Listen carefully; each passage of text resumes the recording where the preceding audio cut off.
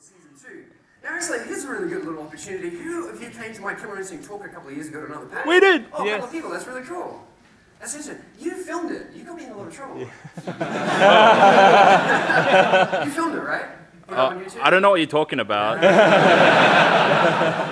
I remember that because they're like, we told you nobody should film it because now it's on YouTube and there's a whole bunch of shit that we're going to answer to, right? And I was like, dude, I didn't even see him. And then they sent me a screenshot while I was like, here. And he was there.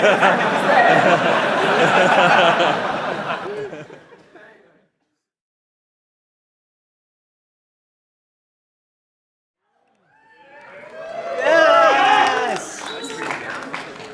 You just dropped the lights, Ben.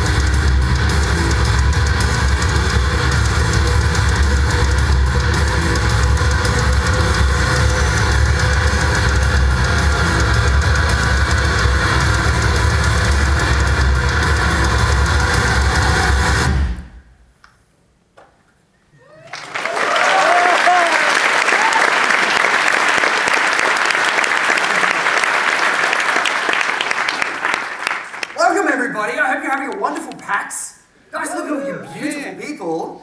Well done. Gosh, I'm so going to trip on that guitar lead tonight. All right, welcome everybody. Gosh, you're a good-looking crowd. Look at those. Man, we've really filled out the room here. It's going to smell at the end. So back in 1993, you might have been scared of the movies like this, right?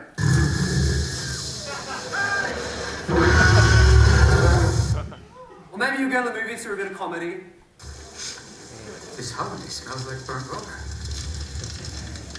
God, it's hot in here.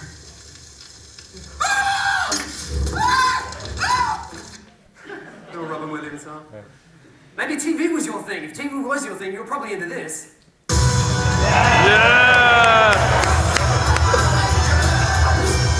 That red dude was so cool, man. That's Liu Kang before it was cool. If you were a little bit older, maybe you were into this. 1993 was a great year for games. I mean, you know, one of my favorite games of all time, Myst, came out in 1993. Brilliant stuff, really way ahead of its time. Maybe you had Super Nintendo or something at home, you played some stuff. Yes. Maybe you snuck into an arcade and you got yourself a bit of Mortal Kombat 2 action, yeah? And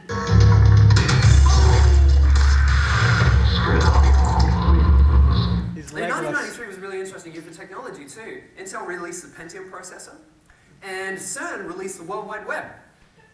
So quite interesting stuff, right? Now something really fascinating was happening down in Texas with this group of guys, right? It was a really super talented bunch that all got together with a really strong interest between all of them.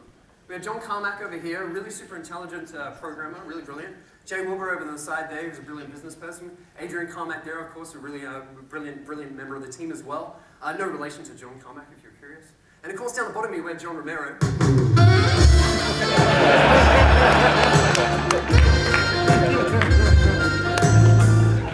It's really interesting. Here's some really, like, sort of super rare footage, VHS footage of the id team while they're actually working on Doom. Here they're playing Aladdin, which had just come out on Super Nintendo at the time, right? And, you know, they had a really nice office there in Dallas, and it was just a really brilliant time for these guys because essentially they were the perfect development studio. To me, what I think of a perfect game development studio, I think it's perfect across the board, right? So really good programming skills, really good design complex, really good music and things, and sound and things, of course. And of course, really amazing sort of technology and stuff that was powering all of this thing. And all this sort of stuff really came together to create an amazing, visceral, violent sort of game that we all know and love as Doom.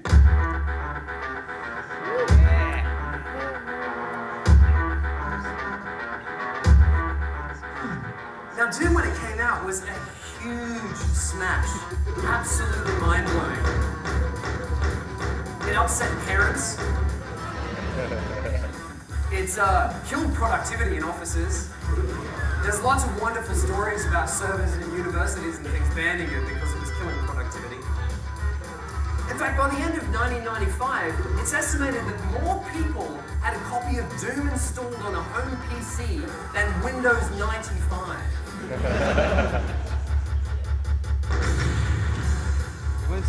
Now, of course, that's such an interesting fact that, you know, it actually pushed Bill Gates to do some really weird, bizarre sort of marketing stuff. Commitment is to make the tools, to make the platform better and better. Yeah. Don't interrupt me.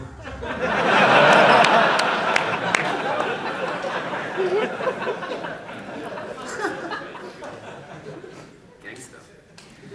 So, guys, we're going to do some really fun stuff tonight, right? In the middle of the talks, I'm going to kind of come down and just check out all you really beautiful people.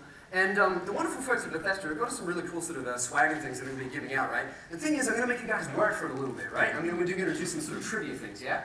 So our first little spot of trivia for the night is I want to know from any of you, if any of you know, the name of the lead developer who headed up the development of the Windows 95 port of Doom. I'll take 3 answers. Yeah. Gabe Newell. Whoops. Did it come up behind me? Did it really? Oh, shit. Praise be! How do you even know the story? Whatever. Doom created an incredible legacy. It's commonly referred to as the seminal first-person shooter. Basically, the first-person shooter game that set us all off into the trajectory where we are today. Of course, it was followed up by a sequel, Doom 2, in 1994. which is a great little game as well. And then later, in 2004, there was, of course, Doom 3.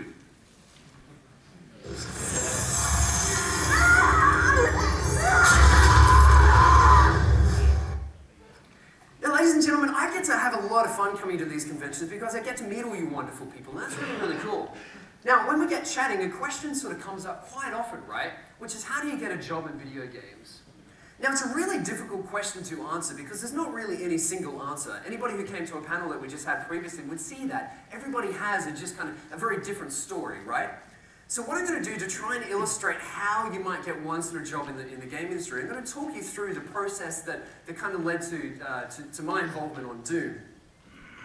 The story actually starts way back in 2006, and I traveled all the way to San Francisco to the Game Developers Conference, or GDC. Basically, it's a conference that happens every year in San Francisco, where 26 game developers from all over the world converge and talk about games for the week. Now, if you want to meet anybody in the game industry, it's a really great event to head to, right? So, when I was there, I attended this really cool awards ceremony where they were giving out all sorts of awards. And there was one game that kept winning a whole bunch of awards. It was a mod for Half-Life 2 called Dystopia. It's kind of old, maybe some of you have played it. But I recognized it because there was a guy that kept getting up on stage to accept the awards named Chris Hyde. Now, he kind of, struck me as an interesting person because every time he accepted the award, he said, I have to accept this award on behalf of my team, the rest of which are all down in Australia. Of course, that really interested me. I thought, wow, man, that's really incredible, There's actually an industry down in Australia. Maybe there's some people down there that I actually know. Turns out there were. So I contacted those guys and they put me in touch with Chris and I said, man, I saw you at GDC, well done, congratulations and stuff, right? Anyway, he shot back a couple of emails, we started chatting for a bit. And because of all the awards and things that he won, he ended up getting a job working under an audio director named Zach Quarles. Now, Zach was working on a really cool horror game at the time, and I shot Chris an email and I said, hey man, that sounds like a really cool project, let's chat about it. And when he kind of introduced me to Zach and we started chatting and things for a while. But anyway, Zach ended up moving on from this horror game to go work at a small company down in Texas called id Software. He became the audio director down there. And of course I shot Zach an email and said, hey man, congratulations on the job, how do you like Texas? He said, thanks man, I love the job, I hate Texas. So a couple of years later, and Zach actually left from id Software and he went to a project at Microsoft to become an audio director there. Now, would anybody like to take a guess as to what project he actually moved on to for our second part of trivia? This guy. Rage? Was that? Rage? No, at Microsoft. Rage was still id Software. Oh. But good try, no, that's right, there's one down. Number 2. Killer Instinct? So Zach became our audio director on Killer Instinct. Congratulations, man. Anyway, so I said to Zach one day when we were working on Killer Instinct, he came in on season 2. Now actually, here's a really good little opportunity. Who of you came to my Killer Instinct talk a couple of years ago to another PAX? We did! Oh, a Yes. couple of people, that's really cool. That's interesting. You filmed it. You got me in a lot of trouble. You filmed it, right? Put it up on YouTube? I don't know what you're talking about. I remember that because they're like, we told you nobody should film it because now it's on YouTube and there's a whole bunch of shit that we're going to answer to, right? And I was like, dude, I didn't even see him. And then they sent me a screenshot while I was like, here. Do you remember that? The theme? Yeah? Do you remember it? Yeah. How's it go? Dun, dun, dun, dun, dun, dun. Yeah. That's it.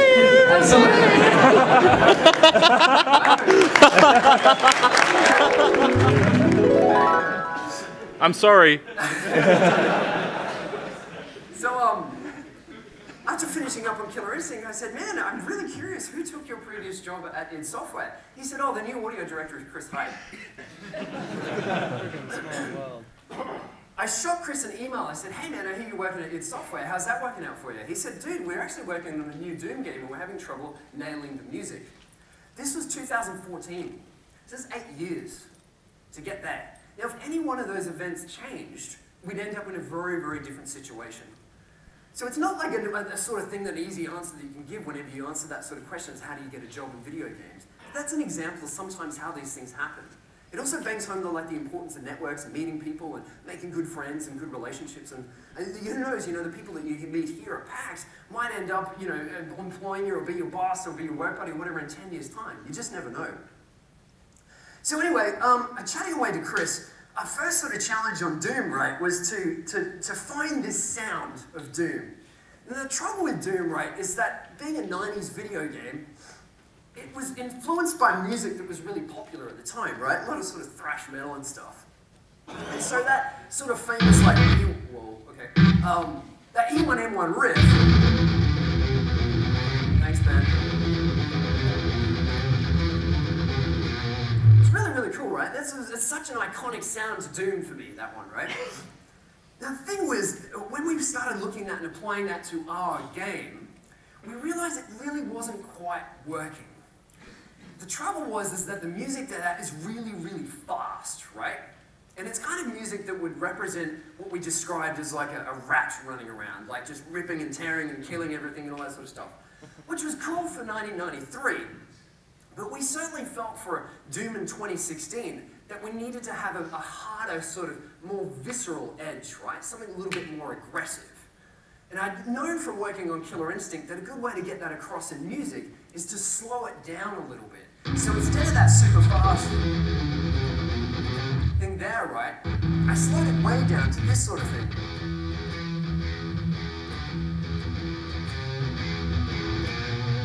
So all of a sudden it gave this sort of like swagger to the character, right? He's now got a bit of attitude. The difference we realized between Doom in 2016 and Doom in 1993 is that you are the bad guy. The demons are scared of you. You're the enemy. So the music for that guy needed to be evil music. It needed to be bad guy music, right? Now, it still wasn't quite there because it still sounded a little bit too high and a little bit too pretty, right? So I grabbed one of these things. This is an 8-string guitar. As some of you might know, a regular guitar usually has like 6 strings, yeah? This has 8 strings, which is a lot lower. So I took that riff that we had before and made it like really, really down low.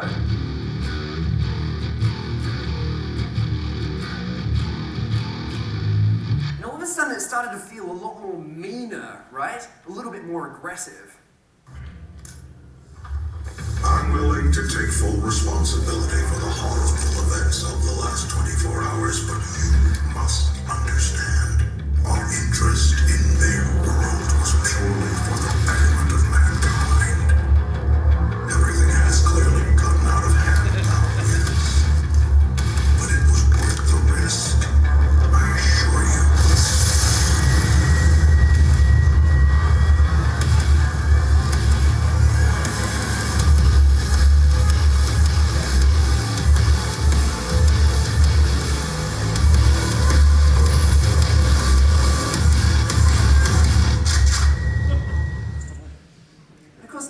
Cocking the shotgun there in time with the music really just sort of set that vibe across, right? So that was kind of the direction that we went with the music of Doom.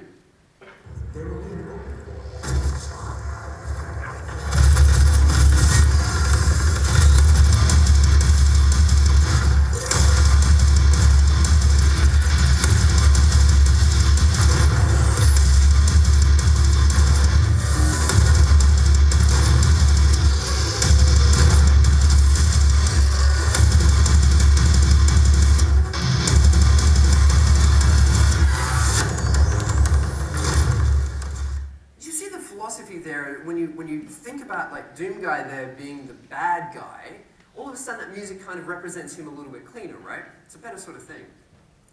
Now it's interesting when you're working on a project like this, once you hit something like that, once you hit the initial concept, the rest of the stuff falls into place pretty quickly. For example, we started looking at the UAC, or basically the evil corporation in the game.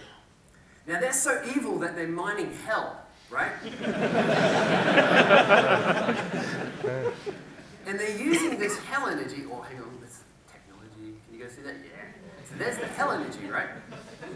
So they're mining this hell energy as a sustainable energy source to power everything on Earth, right? Don't ask me, I don't write this shit. Anyway, I thought that was such a really interesting concept, right? Imagine every electronic device that you have is being powered secretly by hell energy. Everything from your phone to your pacemaker to the airplane that you're sitting on.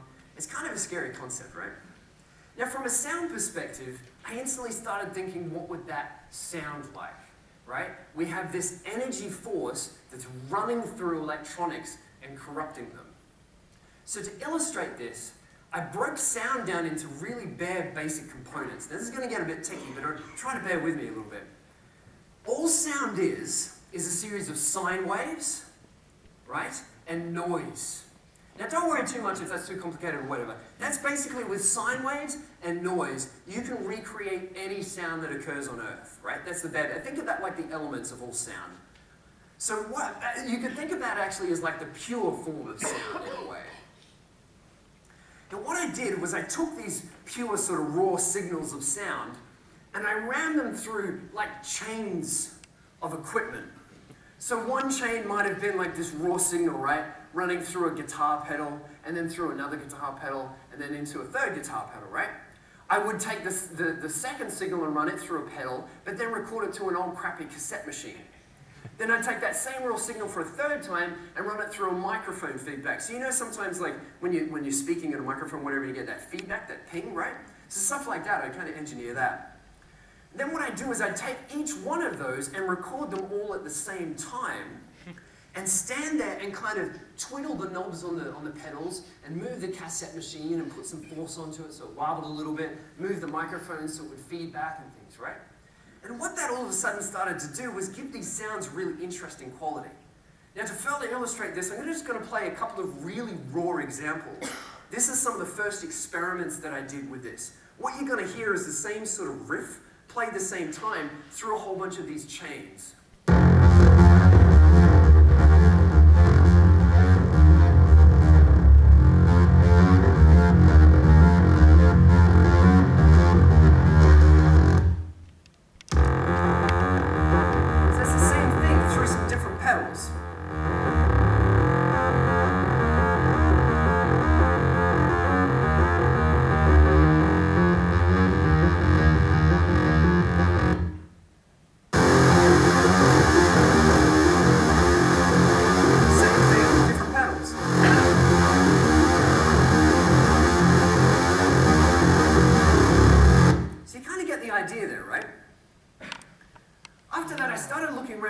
Interesting sort of pieces of electronic equipment. And I found a guy in the Ukraine that was selling these old Soviet synthesizers.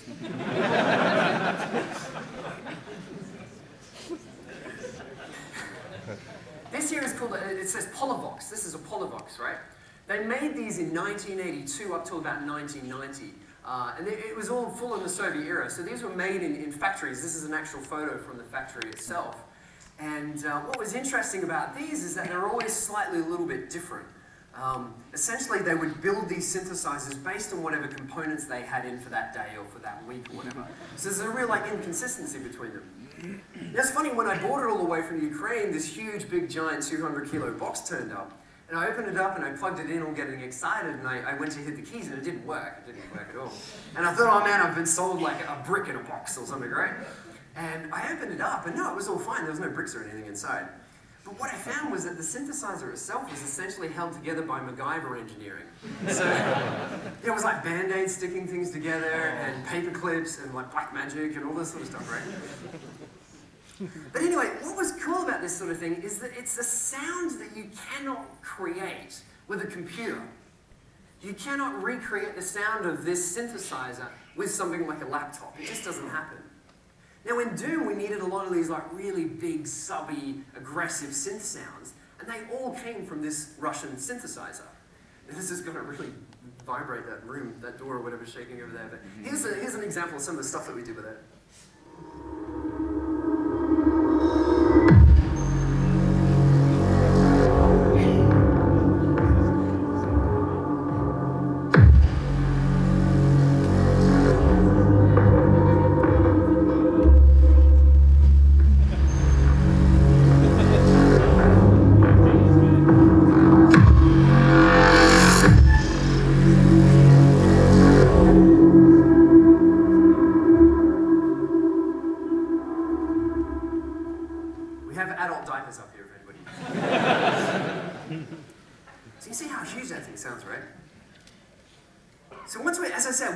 Sort of initial inspiration point on a project, you'll find that things flow really, really quite quickly. It came time to do like a new theme for Doom, basically a new menu theme, yeah? Here's a little bit of it.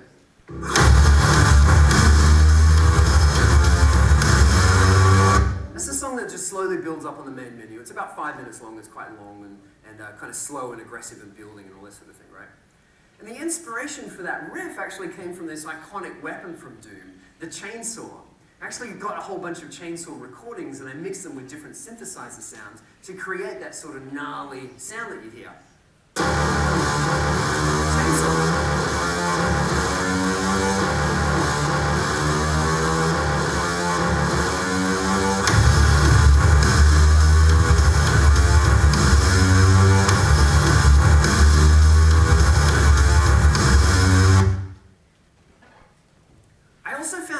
Inspiration from Bobby Prince's original soundtrack.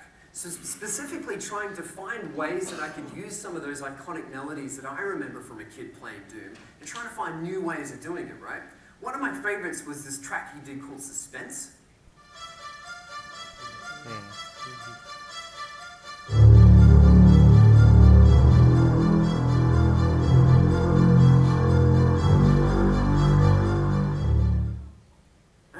Version of that to support the evil person, the evil sort of head of the corporation in the game named Olivia, and that became her theme.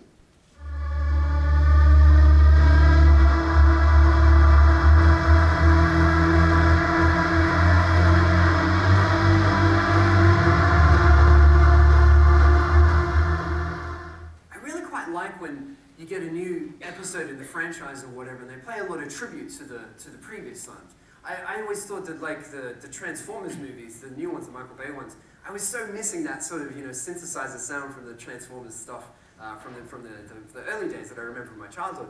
And just little hints like that are enough to kind of solidify that within the franchise. It's a cool thing, right? Another one of my favorite tracks from Bobby Prince was this track called Kitchen Ace and Taking Names that he did, right?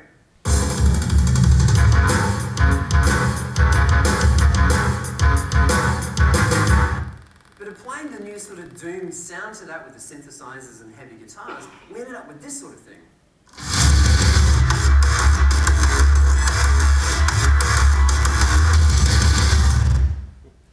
It's a little bit in there.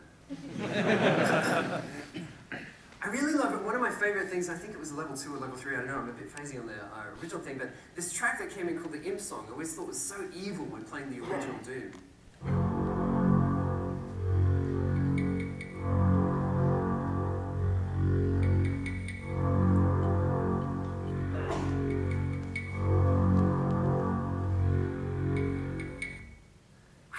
But for some reason that just made it really felt kind of evil there to me. And I tried to do a new version of it, but I just couldn't quite nail it. And I figured out what the trouble was, right? Is I couldn't get that clacky sound, that tap, tap, tap. So I ended up having to track down an old Sound Blaster.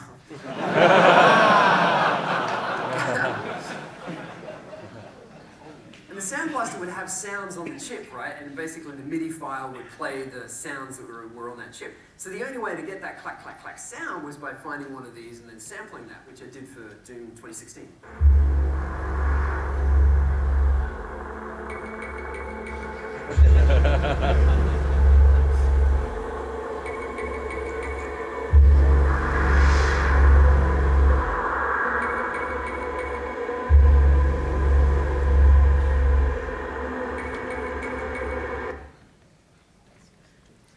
Another track that I really love from Bobby Prince that I felt really solidified that Doom sound was a track he did called Sign of Evil.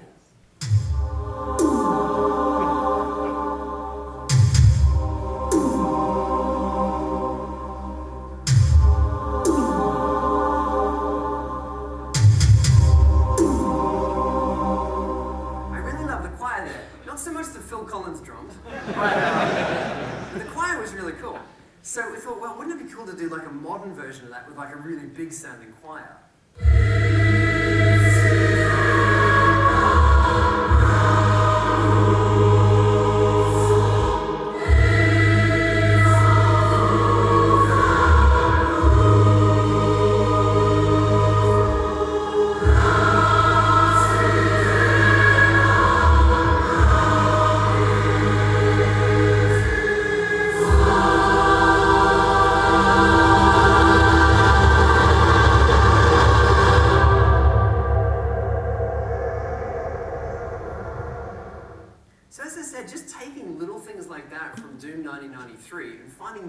interpretations of it really helped that sort of get that Doom sound across and really make it feel like it was part of the same franchise.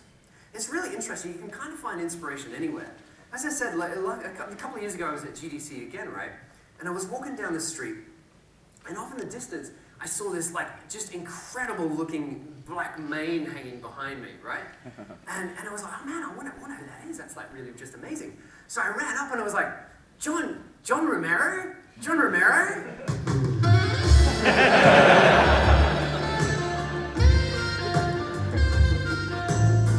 And his hair is like down amazing. It's like a Pantene commercial, you know? And it was weird when John turned around and we had that sort of weird George Michael moment. Well, I don't know, I did, he didn't, but I completely lost whatever the hell I was going to say, and I splurted something out. I was like, oh, hey, Wolfenstein Nazis are cool and demons and stuff. He was like, yeah, cool, man. Anyway, I really wanted to play a tribute to John Romero in the game, right? And it's kind of difficult to do that sort of thing, but I figured out there's these really cool techniques that you can use to embed images into music files, right?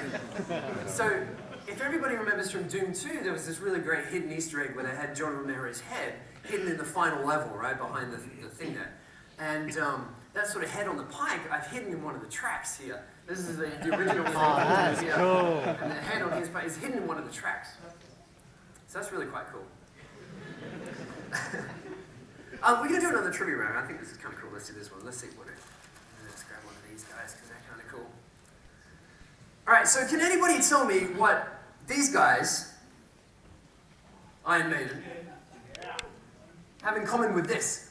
In the heart of Transylvania, in the vampire hall of fame, yeah, there's no vampires any other. Anybody want to take a stab at that one? Sang it? What's that? They sang it? They sang it? No. Iron Maiden are a little bit heavier than that. Who have we got? Let's take 3 guesses. Yes. Were they in it? No, they're not in it. But good guess though. Right, let's take. Yeah, Greg. Did they help write it? Not quite. Not quite. Let's try you. Did you just something for the cover up? No. Gosh, this is really interesting. Okay, so Iron Maiden, right, had this really, really famous song called Number of the Beast, yeah? People heard it, right? What's really cool is that it started off with this voiceover. Anybody remember that? Yes. Well, the guy who did that voiceover did the voiceover for Count Dracula. Woe to you, O earth and sea, for the devil sends the beast with wrath, because he knows the time is short. Let him who hath understanding reckon the number of the beast, for it is a human number. Its number is 666. Castle Dracula, many centuries to a dreadful dynasty of vicious vampire ducks, the Counts of Dracula.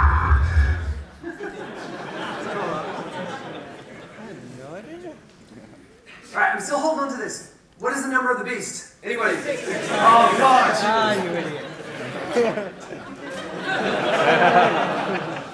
You're all Satanists, man. So I was really inspired by that for a couple of reasons, right? Number one is that when Iron Maiden released that song, they were branded as Satanists, which was really quite interesting. And it was in this really weird period in popular music in particular. And they were actually called, to kind of justify that they weren't Satanists and things. And we all know there was a couple of incidences where some musicians were actually called before Congress and had to declare that they weren't trying to corrupt the youth of the things. And we just thought that was kind of really weird, right? So it was this tribute to kind of Iron Maiden and that whole thing, and the whole Number of the Beast and the 666 thing and all that sort of stuff. I used my same image in music thing to put the number 666, I don't know if you guys can see this, in this track called Cyber Demon, yeah? Basically, this is the music track up the top here, and when you look at it through a spectrograph, you get images. And normally it just looks like sound waves, but there is a sneaky, tricky way that you can actually embed images. And just in case people didn't really get it, I put some of these things in there. And it was meant to be my own little thing. I spent about 15 seconds and I did that, and I told Jess, and I was like, yeah, hey, isn't this cool? She's like, yeah, that's cool, and we kind of forgot about it. And then 2 weeks later, after the game came out, somebody found it. And, it got to the top of Reddit, which I was really excited about, and then it was like number 2 is my friend's arm looks really long. And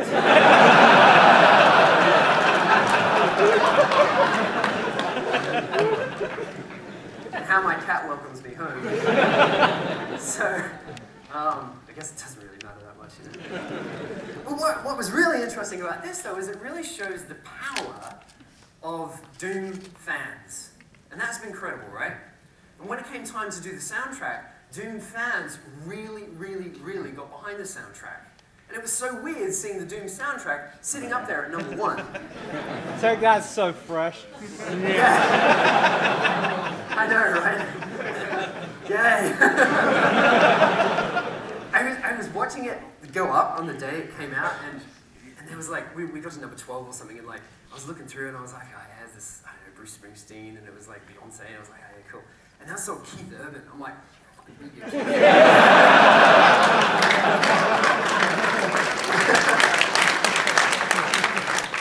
but anyway, it's the power of the Doom fans that have really made Doom such a special project to be part of.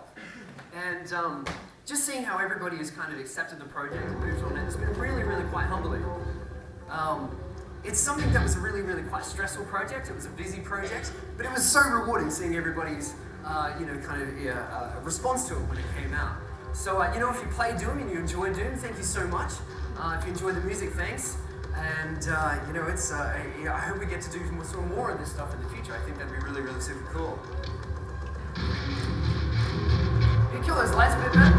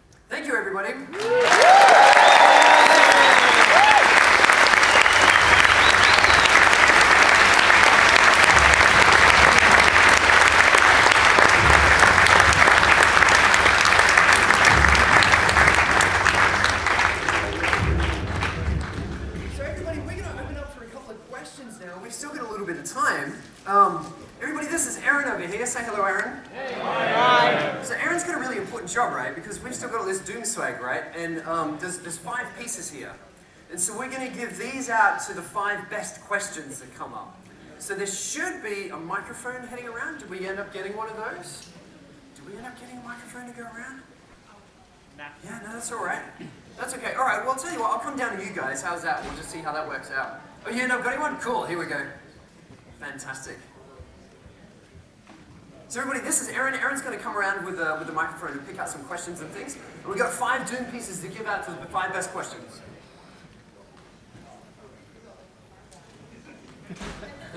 Yeah, this guy like closest to you. Oh, still trying to get it. Here we go. That's all right. Oh, come on, a second here.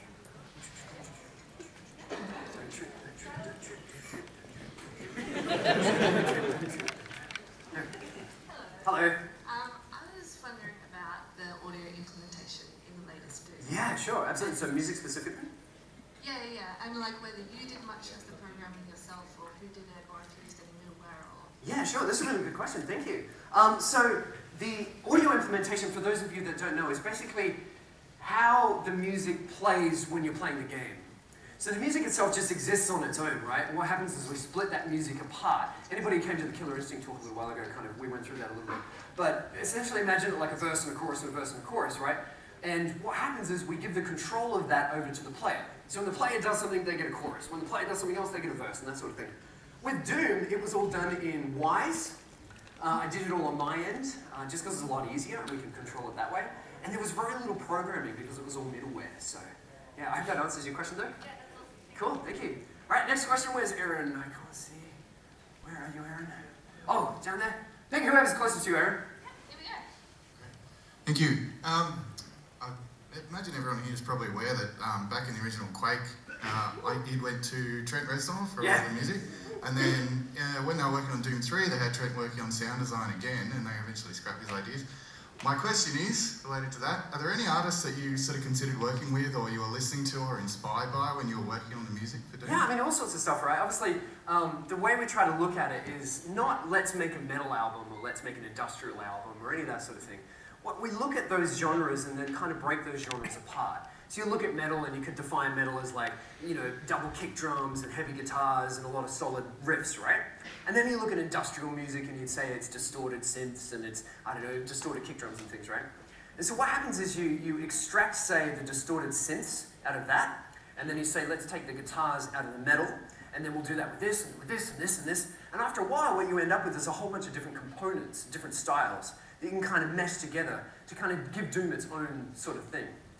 Funny story on the top of that, though, one of my favorite bands and one of my best friends is Frederick Thorendal from Meshuggah. And great band, right? And on Doom, I ended up having an 8-string guitar, which is that one over there, but I also had a 9-string guitar as well. But I decided it was too much in the end. It was kind of a bit crazy. And so I wanted to give it away, and Frederick was like, hey man, I really want it. I'm like, dude, you're Frederick, you know, you're from Meshuggah, you can have any guitar in the world. He's like, yeah, but that's a Doom guitar, I want that one.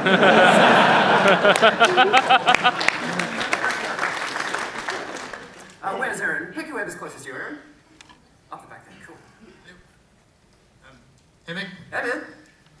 As I'm sure you're aware, after the game's release, there was a bunch of the soundtrack went up on YouTube and stuff before it officially released on all the proper platforms.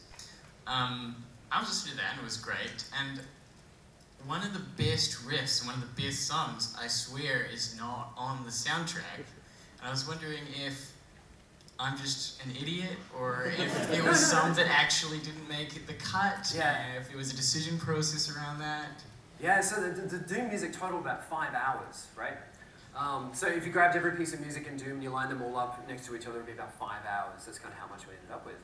And while there's a whole bunch of people out there that would probably love a 5-hour soundtrack, it's something that not. And originally we were only going to do like a half-hour soundtrack, and I ended up pushing everybody involved to at least get 2 hours so we could actually do a 2-hour soundtrack. But unfortunately, if you're going to slice 5 hours down to 2 hours, you're going to lose quite a lot there. So there's about 3 hours of material that didn't make it onto the soundtrack, which is the thing. What's the favourite riff that you mentioned? Or is it hard to tell? The fans all gave it different names, and I had no idea what's what anymore. Okay, I was a little bit worried that you asked me to do this, but I don't know if you'll recognize it. Oh, yeah. Okay, so there's this riff, and it was like... Oh yeah, it goes from rip and tear. Right, yeah. That's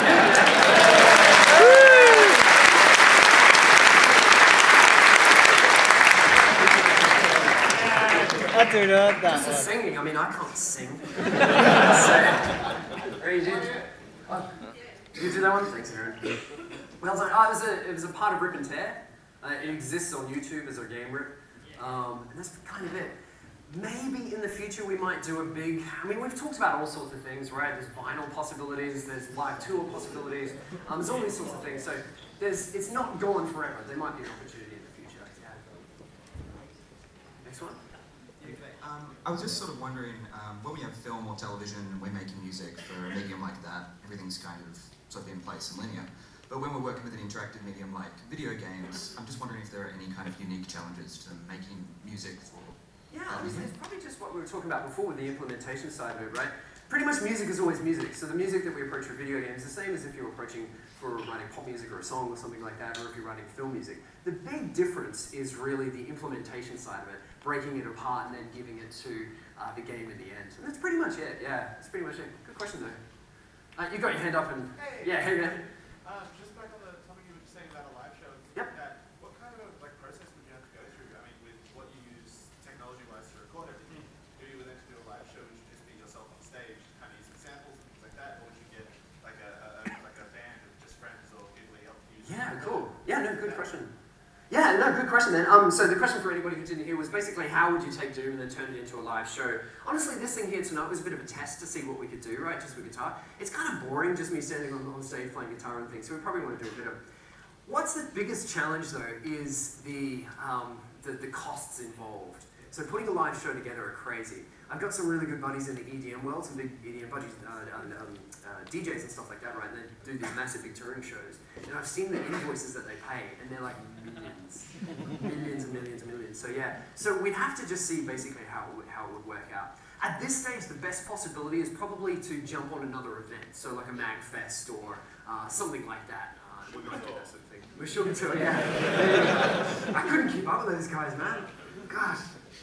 I worked with Frederick on the Sugar, right? And I worked on a couple of tracks with Frederick. And I was so embarrassed because I had to ask him to teach me the songs that he was writing for the game. I couldn't work them out myself. So, yeah. Next question. Yeah. So we got one more. One more question.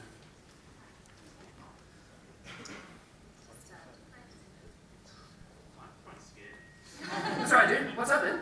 What's your question? I'll come over to you. It's totally cool. Probably loud enough to just say it, but... Yeah, that's okay. So you've name dropped Bobby Prince a few times. Yes. Has he ever talked to you? No. It's interesting. The first GDC that I went to, 2006, I got to see Bobby Prince win the Lifetime Achievement Award for music, and that was incredible. I spoke to Chris Brenner a little while. They did Doom 3, of course. And I've spoken to Sonic Mayhem a couple of times as well, who obviously did Quake 2 is one of my favourite soundtracks and things as well. But yeah, not Bobby Prince. I should probably reach out to him at some point. Yes. I think that's us. That's us. Aaron, should we hand out a couple of these? Do you remember who was who? Yep. I think, oh gosh, that's awesome. So, shall I give you a hand? Let's do this. Well, everybody, thank you so much for coming along to the chat here. I hope you enjoyed yourselves.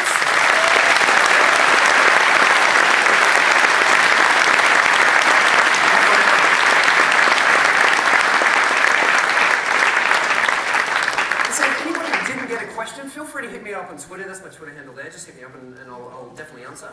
But thank you so much. If we could probably just ask the people to, I don't know, have you got who it was, Aaron? Do you know who it was? Alright, here we go. Watch your eyes, everybody. Over here. Such a shit throat, too. He's got really animated over here. Let's go with that. Alrighty. Here goes the public insurance. Oh. Thanks, everybody.